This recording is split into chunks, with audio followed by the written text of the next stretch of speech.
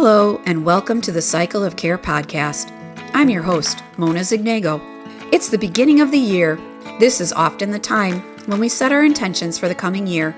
Intentions are set, goals are created, some of them are achieved. But what actually goes into setting a goal that's attainable, authentic, and actually able to be achieved? And how do we know what types of goals are actually meaningful and aligned with who we are and the strengths we have? In this episode, we're exploring an element positioned within the cycle of care, setting authentic goals. As always, this podcast will have several parts. The first will be content about authentic goals. The second is a reflection activity to help discern an authentic goal. The third is a summary of our time together today with some parting words for you. We live in a culture that tends to value overwork, perfection, and image. Often, goals become checklists to satisfy others or prove our value, especially for those of us that struggle with codependency or perfectionism. But what if we redefine goals as acts of care for ourselves and others? What if our goals weren't about achievement, appearance, being liked, or what other people want, but rather about alignment with who we are, what our strengths are, where our passions lie, and what we value? Today, we explore how the most meaningful goals come from a solid relationship with ourselves, listening to ourselves to hear what matters, thinking with awareness and clarity, and responding with action. The 4 elements of the cycle of care of relationships, listening, thinking, and responding. Achieving an awakened awareness of what our vision and our purpose for our life is helps us to have a more overarching, global view of our life versus a narrowed, limited focus. As Liza Miller puts it in her book, The Awakened Brain, we become seekers of our path and wonder, what is life showing me now? When we do this, we are more connected to ourselves and to others, and we are more able to understand the relationship between the events in our lives and live more in sync with our life's purpose and meaning. These elements help us to discern goals that are authentic to who we are and what we are passionate about.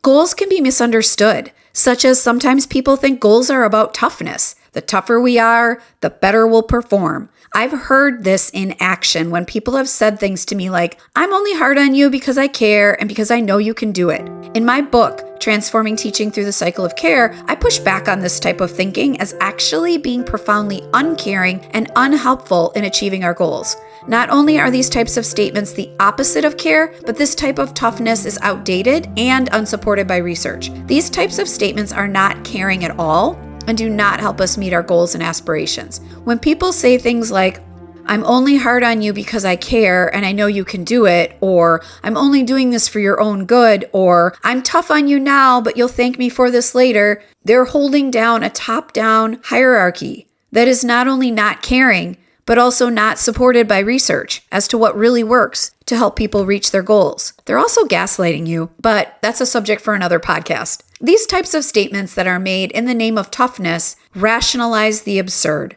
This is a quote from the author Steve Magness, who in his book, Do Hard Things, offers a different way. He feels that for far too long, we have defined toughness as the belief that we have to have tough skin, fear nothing, keep our emotions in check, and destroy any vulnerability we have. He proposes 4 pillars of real toughness that resonate far more deeply with authentic care. These pillars not only dismantle negative performative pressure, but provide a new framework for how we set goals that align with our values instead of appeasing the harsh external judgment of others. That's not what we're here for. So, for example, suppose you're a teacher setting a goal to increase test scores. If that goal is purely to satisfy district mandates or avoid scrutiny, it may lead to anxiety or resentment. But if you set that same goal because you deeply believe in educational equity and want your students to thrive, then that goal is aligned with your values. The outcome may look the same, but the motivation and how you live out the achieving of this goal every day is completely different. Steve Magness dismantles this outdated idea that toughness means pushing through no matter what, and instead encourages us to redefine toughness through movement away from these outdated, aggressive, fear-driven practices. In his book, he outlines 4 pillars of real toughness that directly relate to how we set caring, authentic goals aligned to who we are and what we value. The first is ditch the facade. Magnus emphasizes that performative goals that are designed to impress, lead to burnout. Authentic goals start with honesty. Second, listen to your body. Real feedback comes from listening to yourself, paying attention, understanding your emotions, and learning from them so you can take thoughtful, meaningful action. Respond, don't react. Number 3, authentic goal setting means we pause and respond with intentionality, not panic or pressure. And 4, transcending discomfort. Discomfort is not a sign to quit. It's a signal that growth can happen if we are open to navigating the discomfort to make the best decision that we can. These ideas from Steve Magnus help us to step away from performative goal culture, where we set goals for ourselves based on fear or old, outdated toughness principles, and move toward goals that are rooted in care and our values, not outside pressure. Now, research supports this shift. Studies show that when people set intrinsic goals, those based on internal values like an appreciation for learning, relationships, and caring practices, they experience greater well-being, resilience, and long-term success than those who pursue extrinsic goals like status or appearance. Authentic goals don't rely on external disconnected factors, they rely on alignment. When we set goals based on who we are and what we care about, we're less likely to abandon them when things get hard. Because the point isn't to prove something, the point is to do something that brings care into the world, something amazing, something that aligns with who we are and what we value, something that fills us with an urgency and a fire that gets us up every morning. As most of you know, I'm a Chief Schools Officer for a network of urban schools. In this role, I oversee academics. Recently, I've made time in my schedule to meet with students to tutor them in literacy. This work sets me on fire. I can't wait to get up and get out into the schools.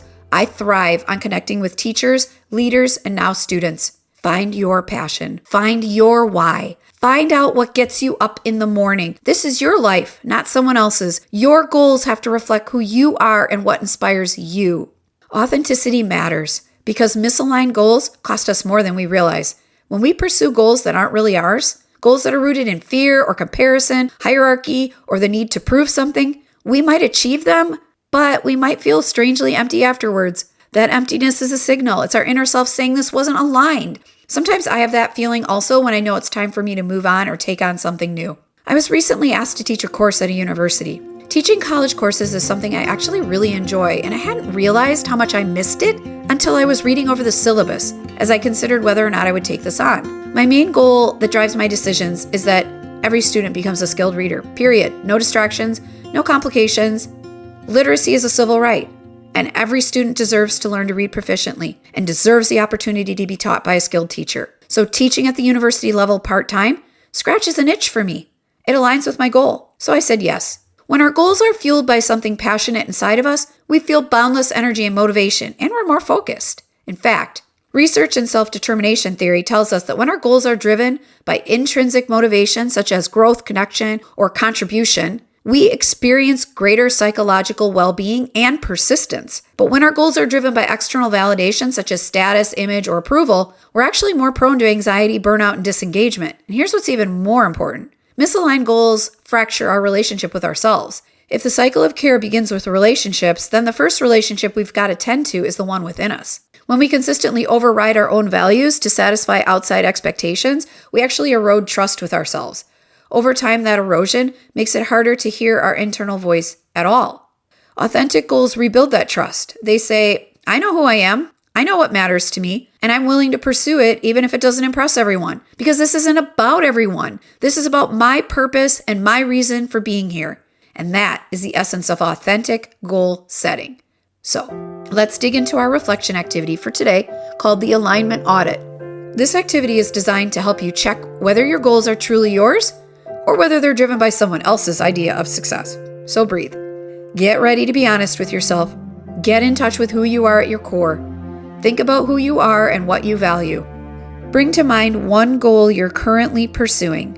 Think about the what and the how of this goal. And ask yourself, what is my goal? What value does this goal reflect?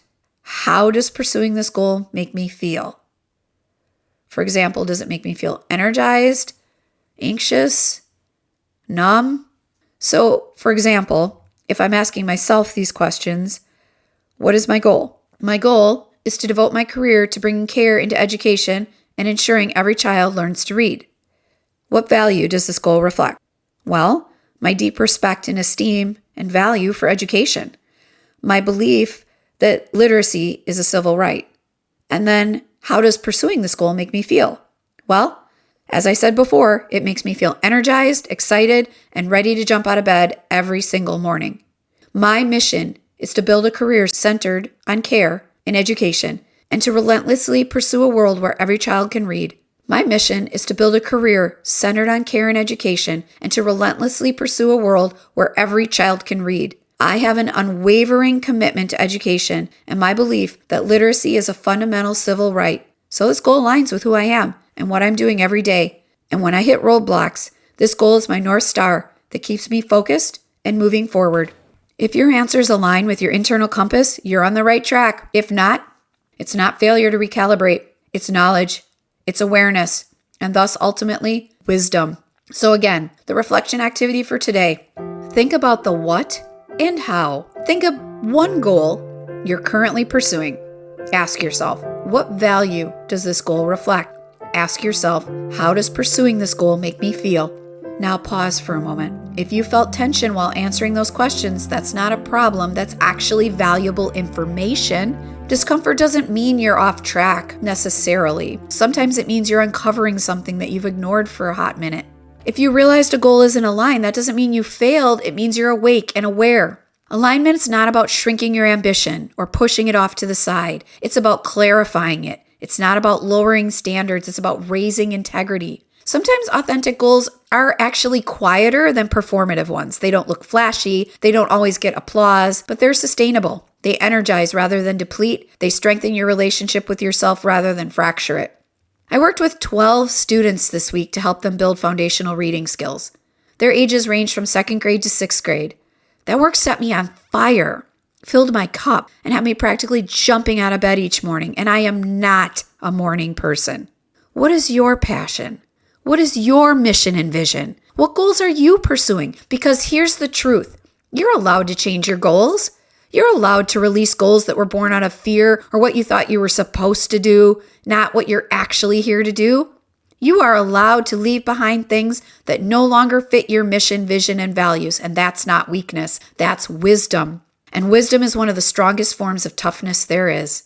So, in closing, setting goals doesn't have to be based on what someone in your life wants you to do. Let your goals be a practice of awakened alignment, a focused, aligned conversation between your values and your actions. A cycle of care rhythm of relationships, listening, thinking, and responding. And remember, you don't have to do hard things to prove you're tough. You can do aligned things that align with your values because you care. Setting authentic goals is not about shrinking your ambition or what others want to hear. It's about aligning with who you are and what you value.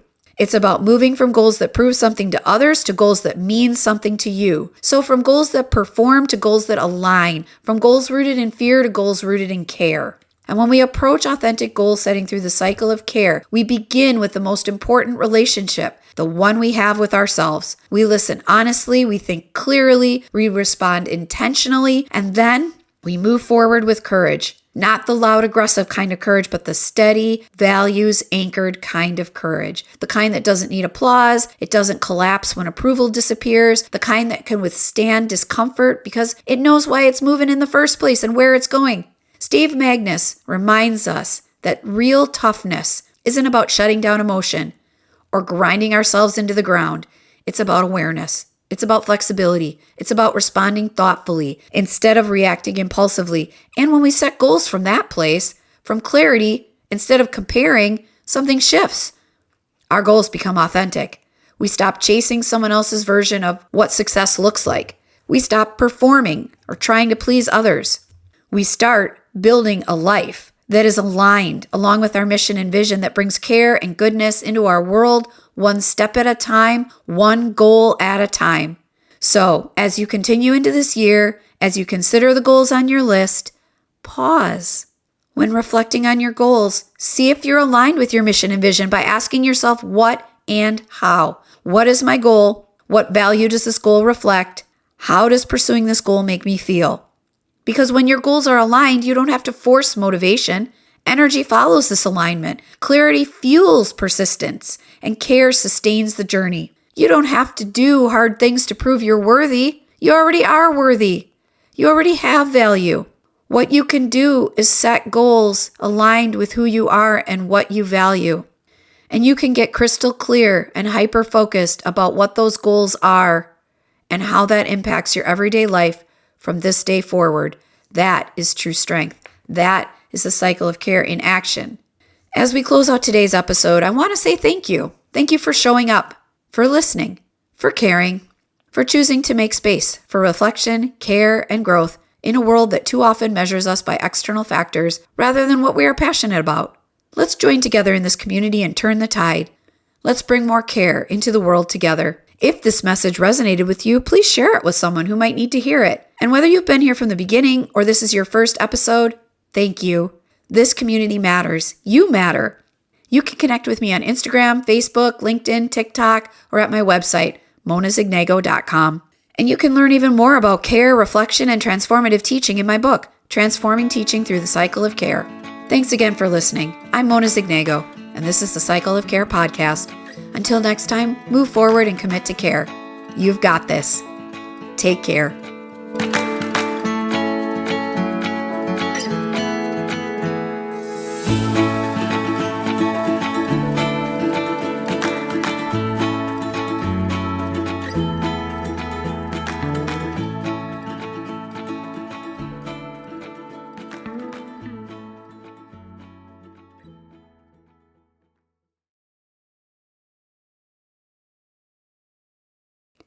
This podcast and all episodes within the Cycle of Care series is intended for educational and reflective purposes only.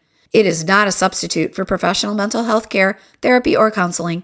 If you are experiencing emotional distress or need support, please seek guidance from a licensed mental health professional.